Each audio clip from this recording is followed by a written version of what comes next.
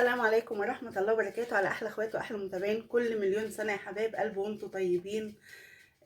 رمضان يكون كده سعيد عليكم وعلى أولادكم وعلى أخواتكم وعلى حبايبكم يا رب، وربنا كده يجعله رمضان سعيد علينا يا رب كده، وعلى أولادي وعلى أخواتي يا رب، وعلى أمة المسلمين كلهم يا حبايب قلبي. هتعمل لنا إيه النهاردة يا ماما فوفا؟ هنعمل الزبادي.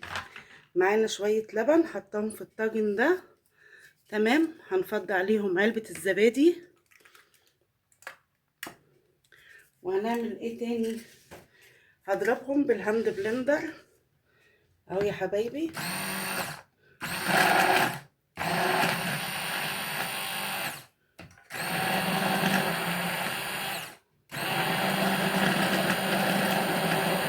اهو يا حبايبي.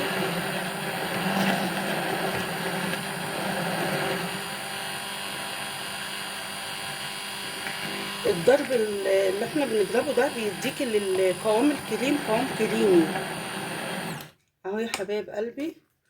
بعد ما ضربته كده انا مدفيه اللبن ومدفيه الفرن، تمام. وجبت اللبن يا حبايبي على كوبايه اللبن والزبادي اللي احنا عملناه ده.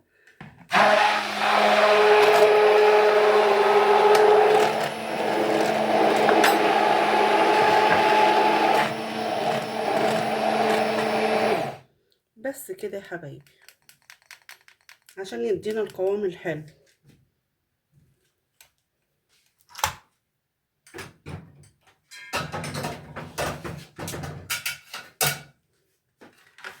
هتعملي ايه تاني يا ماما فوفا؟ هنعبيه بقى في الكوبايات بتاعتنا. عندك الطواجن اللي هي زي دي مفيش مشكلة، حطي فيها بس تكون اصغر شوية عشان اللي ياخد بتاع طاجن ايه يخلصه. تمام يا حبايب قلبي. اصبه بقى وارجع لكم. وبعد ما صبيته كده في الكوبايات يا حبايب قلبي وحطيت له ميه سخنه في الصينيه اهي، تمام يا حبايب قلبي. هتعملي ايه تاني يا ماما فوفا؟ هنروح جايين بسم الله الرحمن الرحيم والصلاه والسلام عليك يا حبيبي يا رسول الله. هنغطيه كده وانا مولعه الفرن، يعني يا دوبك دفيته بس. هحطه في الفرن بقى واما يخلص ارجع لكم. رجعت لكم تاني يا حبايب قلبي بعد ما الزبادي بتاعنا نجح اهوت وما شاء الله عليه. شايفين يا حبايب قلبي؟ شايفين القوام بتاعه ما شاء الله اهو يا حبايب قلبي. شايفين كريمي اهو، وطعمه بقى جميل لانه معمول لبن بخير ولبن فلاحي.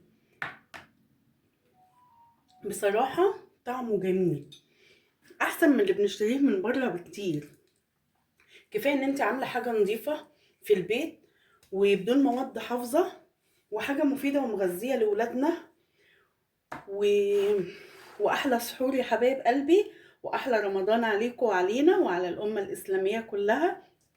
يلا يا حبايب قلبي اللايك الجميل والاشتراك في قناتي عشان يوصلكم مني كل جديد، وانتظروني في فيديو جديد ان شاء الله. والسلام عليكم ورحمة الله وبركاته.